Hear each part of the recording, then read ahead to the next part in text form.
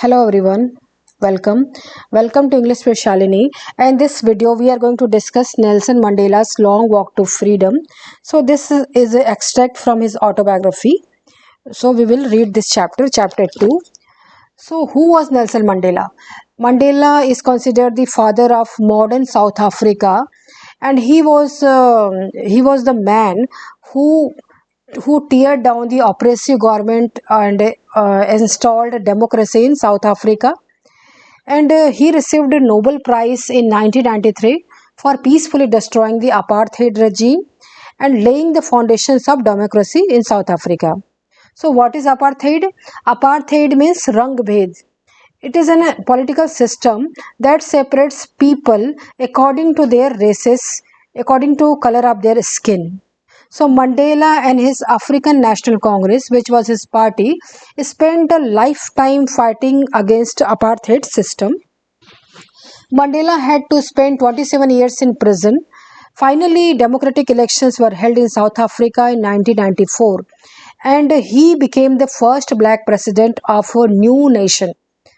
So, in this extract, in this portion from his autobiography, Long Walk to Freedom, Mandela speaks about this historic occasion, this inauguration ceremony.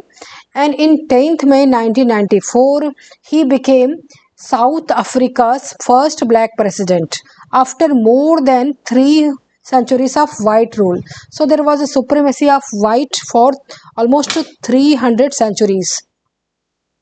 And Mandela's African National Congress party won 252 of the 400 seats in the first democratic elections of South African's history.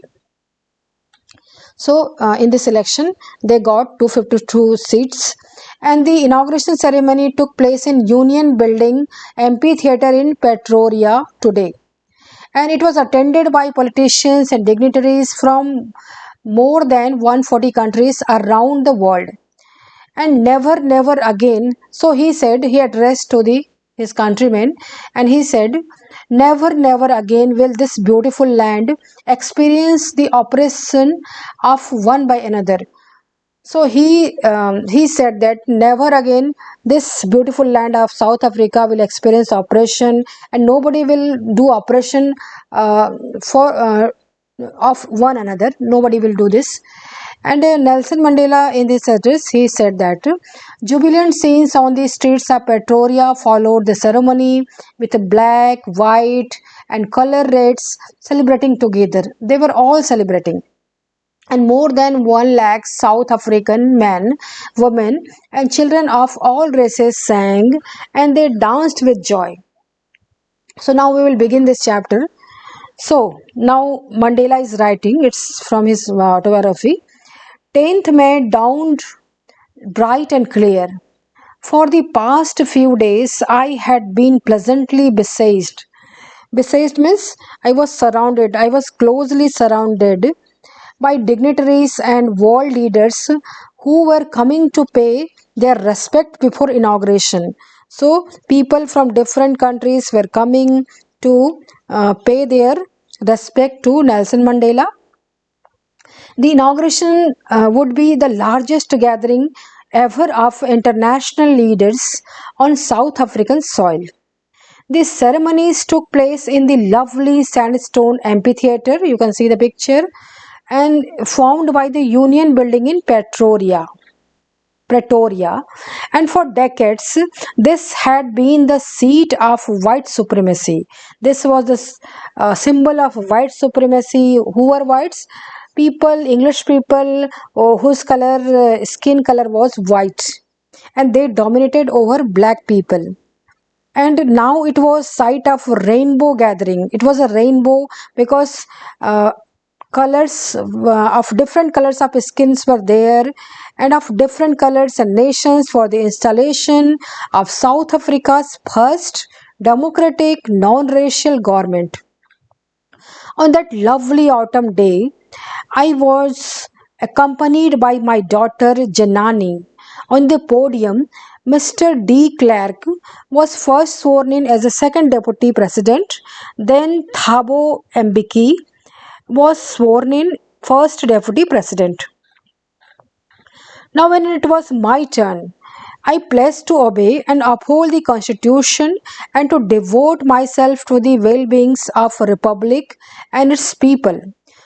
To the assembled guest and the watching world, I said, today, all of us do, by our presence here, confer glory and hope to newborn liberty. So we are all here to give glory and hope to our newborn country of South Africa, out of the experience of an extraordinary human disaster. Now he is talking about the apartheid system from which South African people, black people were suffering, and that lasted too long. It was too long, and must be must be born a society of which all humanity will be proud. So we will become a society now will everybody will be proud of. We we, who were outlaws not so long ago, have today been given the rare privilege to be the host to the nations of the world on our own soil. So earlier, since South Africa was practicing apartheid system, so other countries uh, separated their ties from South Africa, and they were not doing any business and anything with South Africa. So they came to attend this ceremony, and they all embraced South Africa and its people. So we thank all of our distinguished international guests for having come to take possessions with the people of our country of what is, after all, a common victory for justice. So it's not the victory of it's a victory of the whole country, whole nation, and it was for peace, for human dignity. We have at last achieved our political emancipation. We have now achieved our freedom, emancipation from the rule of white supremacy, and we pledge ourselves to liberate all our people from the continuing bondage of poverty, deprivation, suffering, gender, and other discriminations. So, still there is some problem. There is a problem of poverty, deprivation, suffering. So, we have to fight against all this also. So, never, never, and never again shall it be that this beautiful land means South Africa, will again experience the oppression of one by another. Nobody will oppress other people. The sun shall never set on so glorious a human achievement, he says. So let freedom reign. God bless Africa, he said. So few moments later, we all lifted our eyes in awe. We were surprised as a spectacular array of South African jets. So now he is telling that there was a spectacular array. Arrays was an impressive display of a colorful and attractive display, and they were impressed by all this spectacular array, and it was the helicopters and the troops carriers rode in the perfect formation over the Union buildings. It was not only a display of pinpoint precision and military force, but a demonstration of the military loyalty to democracy. So they are demonstrating, they are emphasizing that now they are with Nelson Mandela, now they are with democratic government of South Africa. Two new government that had been freely and fairly elected. So only moment before, the highest general of the South African Defence Force and Police, their chaste bedecked with ribbons and medals from days gone by, saluted me and pledged their loyalty. So I was not unmindful of the fact that not so many years before, they would not have saluted but arrested me. So now Mandela is saying that earlier this defense was against me because I was fighting against this white supremacy, so they could arrest me very easily. But now they are saluting me, they are pledging their loyalty towards me and my government. Finally, a chevron of Impala's jets. What is chevron? Chevron is a pattern in the shape of V. So this chevron left a smoke trail of the black, red, green, blue, and gold of the new South African flag. Now, the South African flag's colors have these colors.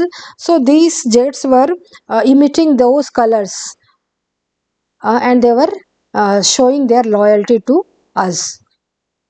Now, the day was symbolized for me by the playing of our two national anthems and the vision of white singing Noshki Sequoias Africa and black singing Die Stem, the old anthem of the Republic. So, old anthem of that South African Republic was Die Stem. It was sung by black, and this Noski Siki was sung by white. So, although that day neither group knew the lyrics of the anthem they once despised. So, these were the lyrics practiced by different groups. One was practiced by white people, one was practiced by and sung by uh, black people. Now, they were singing each other's songs and they didn't know the lyrics. So they would soon know the world by heart. But now Mandela is hopeful that soon they will learn their lyrics and they will learn it by heart. They will respect each other. One day of the inauguration, I was overwhelmed. I was overwhelmed with the sense of history.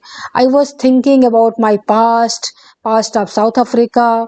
In the first decade of the 20th century, a few years after the bitter Anglo-Boer War.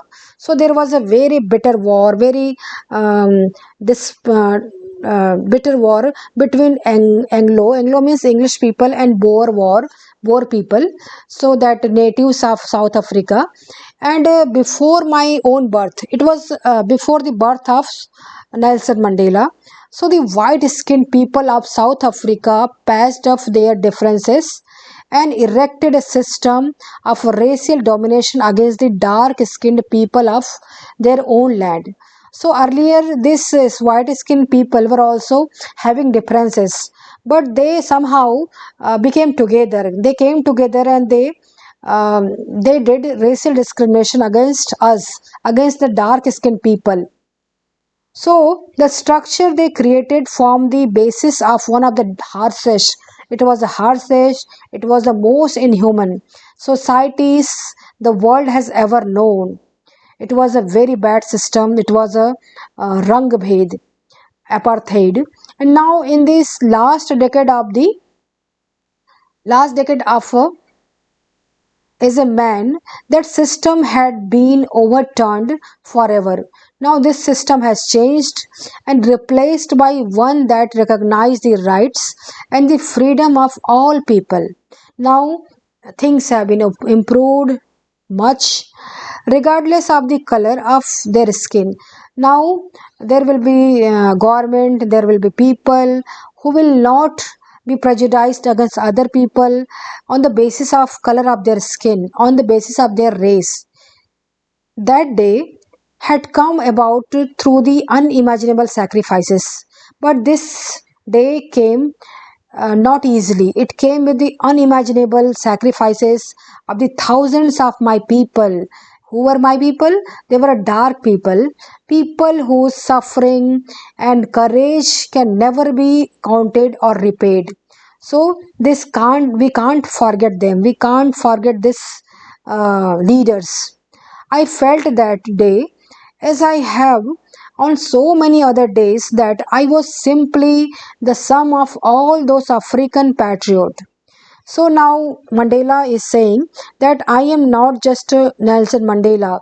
I am representative of all these people, all these fighters who laid their life for the freedom of this dark people, and those African patriots who had gone before me, who had struggled before me. Now that long and noble line ended, and now began again with me. So now they are died.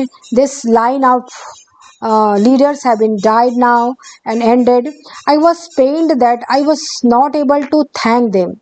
So it is very troubling. It is very painful for me that I am not able to thank them because now they are dead and I can't thank them, and that they were not able to see what their sacrifices had brought. Their sacrifices has brought new system, new democracy in South Africa. Now everybody is free, but these leaders are not able to see all these things. The policy of apartheid created a deep and lasting wound in my country and my people. So this has done much harm to my country. This system of apartheid, all of us will spend many years, if not generations, recovering from that profound hurt. So this system, this apartheid system has done so much harm that we will not recover from this very easily. We will go through many generations to recover from all this profound hurt, and it will takes us many years to progress. But we are resolved. But the decade of oppressions and the brutality had another unintended effect, and that was that it produced the Oliver Tambo, the Walter Sissulus. Now he is telling this: there was oppression against the black people, and it was intended that they will leave the path of their struggle, but the result was different. What happened?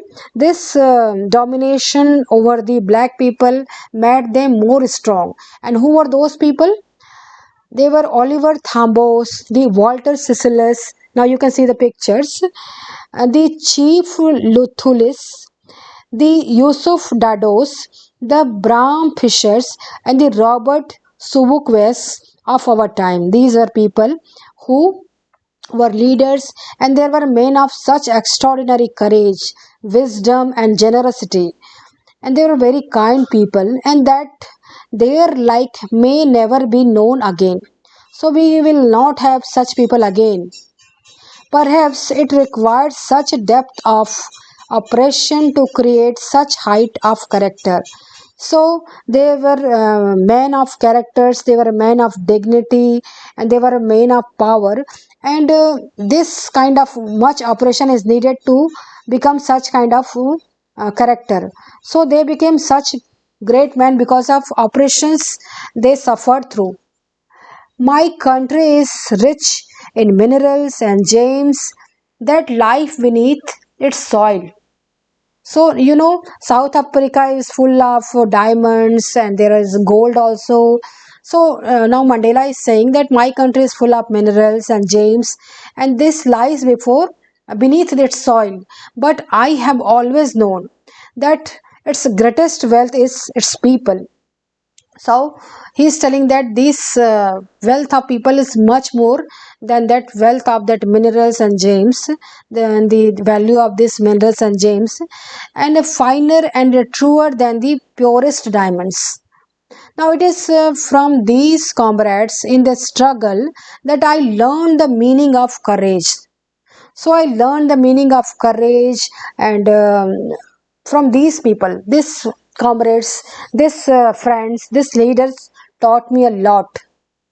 So time and again, I have seen men and women risk and give their lives for an idea. I have seen time and again that these kind of leaders and men and women risk their life, and they go for their idea of freedom, go for their principles. I have seen men stand up to attacks and tortures without breaking, showing a strength and resilience that defies the imagination. That you can't imagine that these leaders, these people, these great people can suffer so much torture. Even they can suffer so much torture with you can. It is beyond our imagination. They were strength and resilience was unimaginable. Now I learned that courage was not the absence of fear. Courage is not that absence of fear, but it is a triumph over it. If we have triumph, if we have victory um, over the courage, then if we have victory over the fear, then that is a courage. So the brave man is not he who does not feel afraid. Even the brave person also can be afraid, but he who conquers that fear, he also has that fear, but he get victory over that fear because he is fighting for the greater cause. So he have to conquer over that fear. So no one is born hating another person because of the colors of his skin. So nobody is when people are born, they're all are just a plain people. So somehow they learn to hate other person, and on his background or his religion, people must learn to hate. And if they can learn to hate, they can be taught to love also. For love comes more naturally to the human heart than its opposite. So now he's telling that if we can learn hating people, to hate people, we can learn also to love people, to respect people.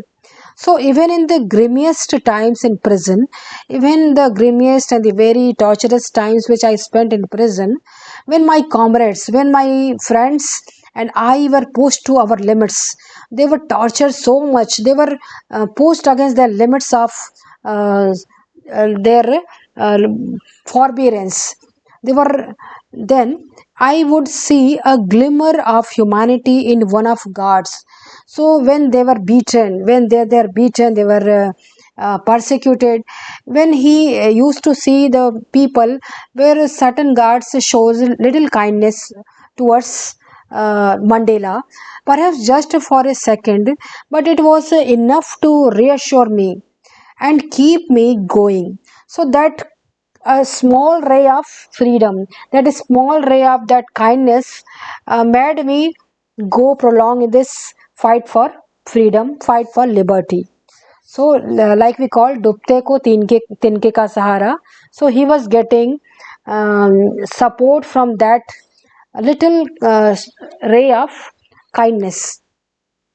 Man's goodness is a flame that can be hidden but never extinguished.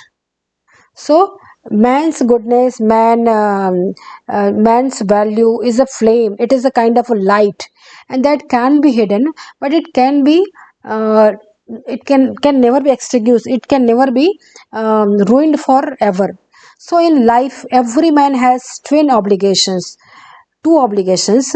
One obligation is to his family and to his parents and to his wife and children, and he has an obligation to his people also. People means people, people who are his people, their man, his fellow beings. So his community, his country, they are his people. So men have a responsibility against responsibility for them also.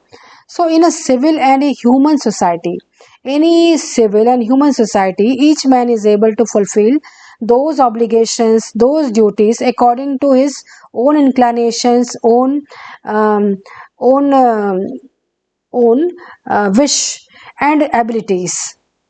But in the country like South Africa, it was almost impossible for a man of my birth.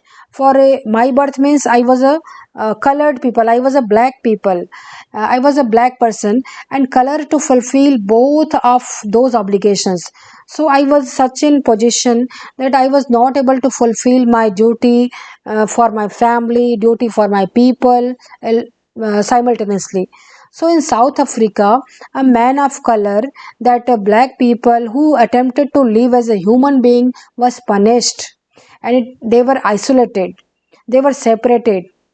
So now in South Africa, a man who tried to fulfill his duty to his people was inevitably ripped from his family and his home and was forced to live a life apart, a twilight existence of secrecy and rebellion.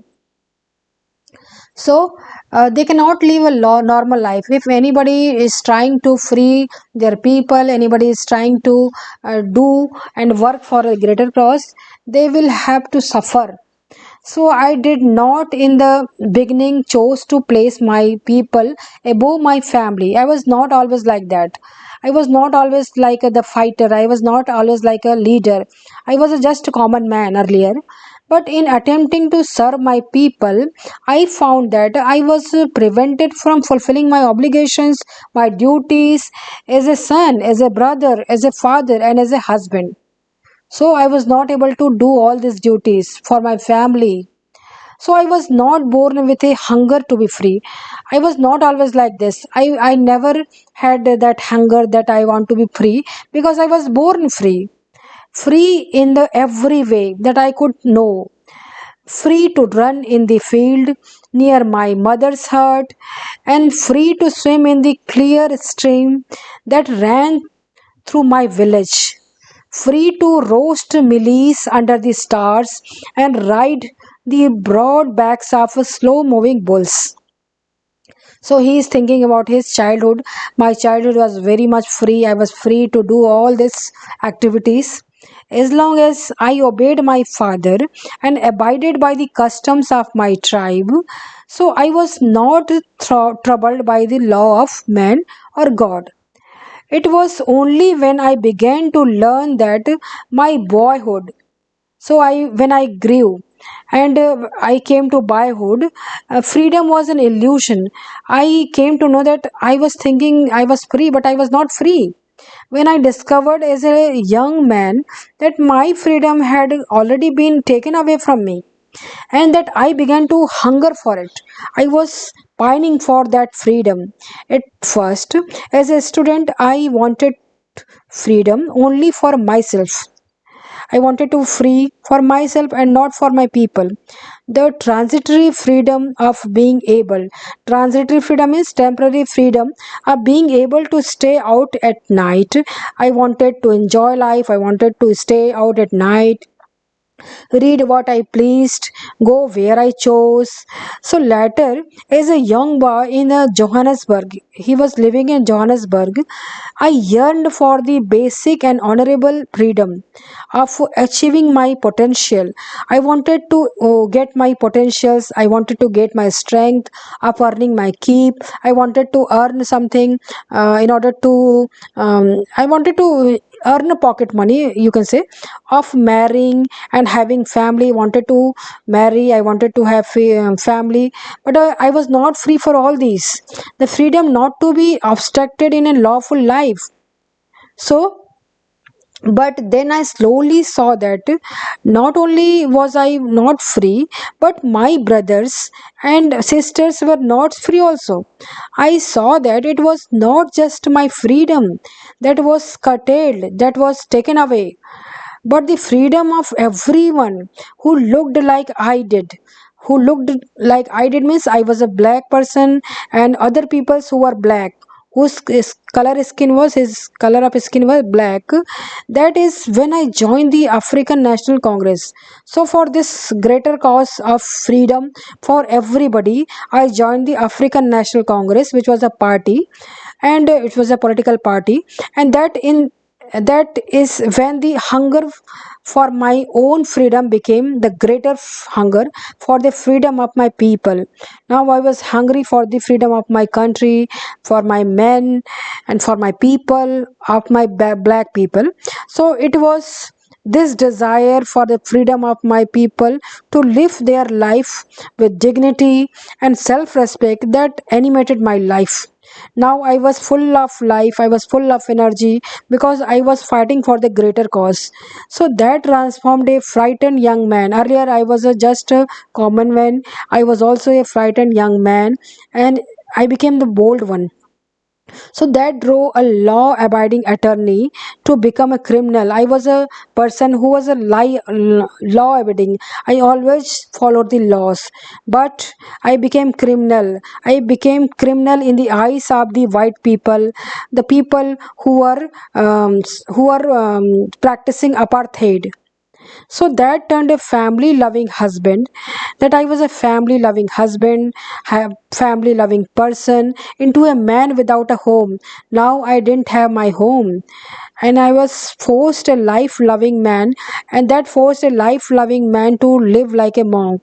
So I couldn't live my normal life. I am no more virtuous or self-sacrificing than the next man. I was just a common man. I was not a anybody. I can't say that I was a great person from the childhood, but I found that I could not even enjoy the poor and the limited freedom I was allowed when I knew my people were not free. So, um, so he's telling that how I can enjoy freedom when I know that my people were not free. So freedom is invisible. You can't see the freedom. The chains or any one of my people were the chains on all of us and all of them. And the chains on all of my people were the chains on me. I am not just one. I am with my people. How can I bear chain on other people? So I knew that the operations must be liberated, oppressors must be liberated. And who are the oppressors? The white people. Oppressors means who people who are doing oppressions, doing injustice towards that black people, they were oppressors, and they must be liberated because they are also caged people, they are also people who are suffering just as surely the oppressed. So here he is telling that oppressor is also suffering, oppressed, that black people are also suffering, and they are both they both should be liberated. A man who takes away another man's freedom is a prisoner of hatred. Now he is also prisoner. He is a prisoner of hatred, of prejudices. He is locked behind the bars of prejudice and narrow-mindedness. I am not truly free if I am taking away anybody's freedom, someone else's freedom. Just as surely as I am not free when my freedom is taken from me. So here he is telling that if people whose freedom has been taken away is also he is also in prison, and people who are taking others' freedom is also in prison. Both should be liberated. So the oppressed and the oppressions alike are robbed of their humanity. Now they are both not having their human values, and both they need to restore their humanity. So this was the chapter. I hope you like this video. Thank you so much for listening.